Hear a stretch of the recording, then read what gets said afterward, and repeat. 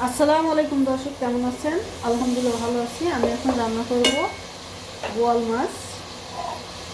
আর দেখেন, বোয়াল মাছগুলো প্রথমত ভাজে নিচ্ছি হলুদ দিয়ে, লবণ দিয়ে।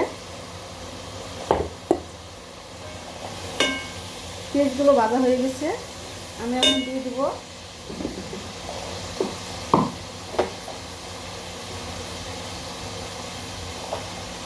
পরিমাণ করে আদা রসুন,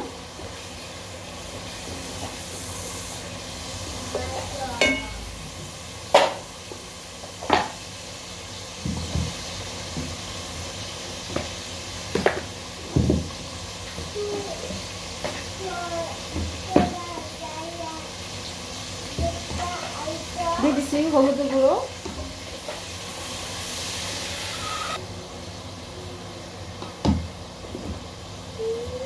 দিয়ে দিচ্ছি ধনিয়ার গুঁড়া, জিরার গুঁড়া, সাথে দিয়ে দিচ্ছি শুকনো মরিচের গুঁড়া।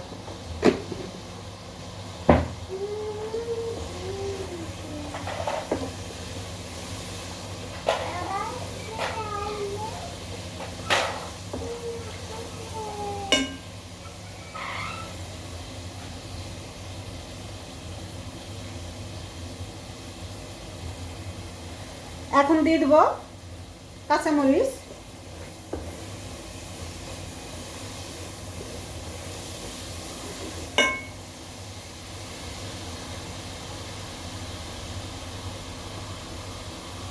অনেকগুলো মাছ, বেশি মাছ পরিমাণ, যে যেরকম ঝাল খান ওই রকম ঝাল দিবেন।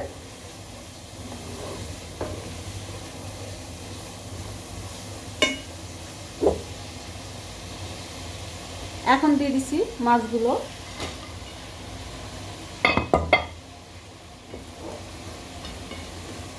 মশলাটা কষানো হলো আসল। মশলাটা সুন্দর করে কষিয়ে যখন তেল উঠে যাব তখনই মাছগুলো দিয়ে দিতে পারেন। এখন আমি মাছগুলো দিয়ে দিলাম, অনেকগুলো মাছ, বাসায় আজকে মেহমান আসবো।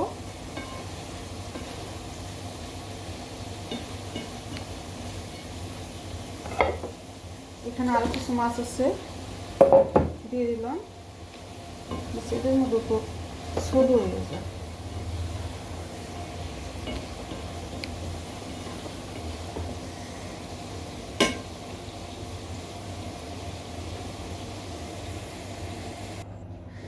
আমি এখন এই পাতিলাটা চেঞ্জ করে এটার মধ্যে দিলাম মাছগুলো, অনেক, এই কারণে বেশি মাছ এটার মধ্যে ধরে না, তাই এখানে এটার মধ্যে দিয়ে দিচ্ছি।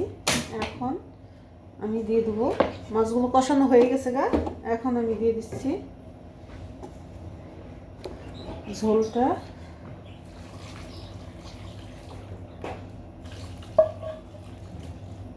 চাইলে এটার মধ্যে রান্না করতে পারো, অথচ মাছগুলো ভেঙে যেত, ভেঙে যাওয়ার কারণে আমি এটার মধ্যে দিয়ে দিলাম। এখন আর মাছ ভাঙবো না, নাপতেও হবে না, কিছুই করতে হবে না। এখন বসিয়ে দেবো ঠিক যেভাবে আমি দিয়ে দিলাম সসগুলো।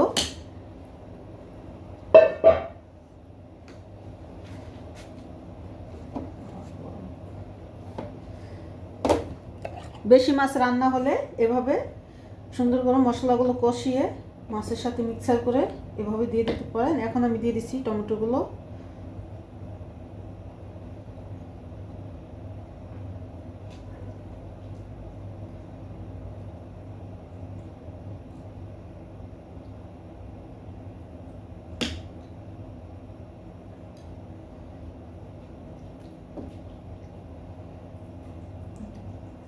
আর ঢাকনা দিতে হবে না, কিছুই দিতে হবে না, এভাবে দিয়ে রাখবো। মাছগুলো আমি ভুনা করব।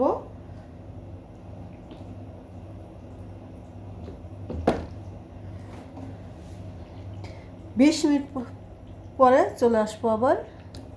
দিয়ে দিছি স্বাদ মতন লবণ,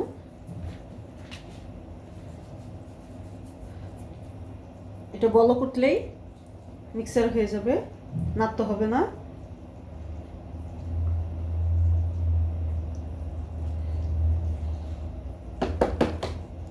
ফুট ওঠা যাচ্ছে।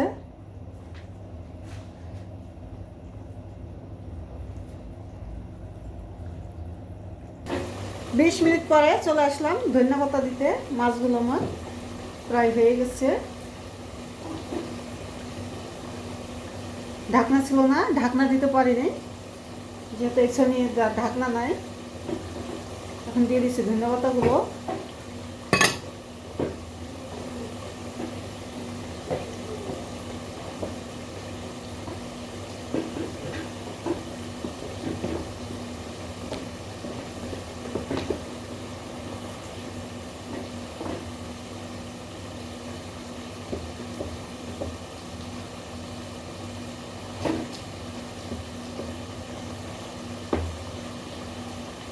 ধন্যবাদগুলো গরম ভাপ পাইলেই সিদ্ধ হয়ে যায়, বেশি জাল লাগে না।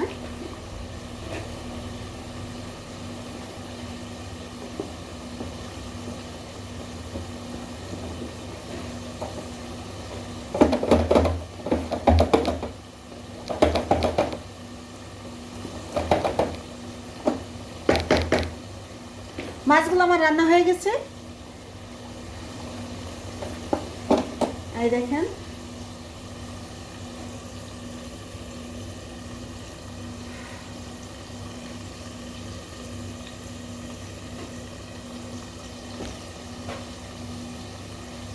হালকা ভুনা ভুনা হয়েছে, মাছগুলো হয়ে গেছে। তো রান্নাটা আমার কেমন হলো সবাই কমেন্ট বক্সে কমেন্ট করে জানিয়ে দিন। ভালো লাগলে লাইক দিন, শেয়ার করেন, কমেন্ট করেন। আবারও দেখা হবে নতুন কোনো ভিডিও নিয়ে ইনশাআল্লাহ। চাইলে আপনারা আমার মতন এভাবে রান্না করতে পারেন। বিশেষ করে বেশি মাছ হলে ছোটো পাতিলে কখনোই দিবেন না। ছোটো পাতিলে দিলে, কড়াইতে দিলে মাছগুলো ভেঙে যাওয়ার সম্ভাবনা থাকে। তাই আমি মশলাটা ছোটো পাতিলের ভিতরে প্রথমত কষিয়ে নিলাম। নেওয়ার পরে মাছগুলো দিয়ে নেড়ে চেড়ে মিক্সার করে তারপরে আমি বড় পাতিলায় দিলাম।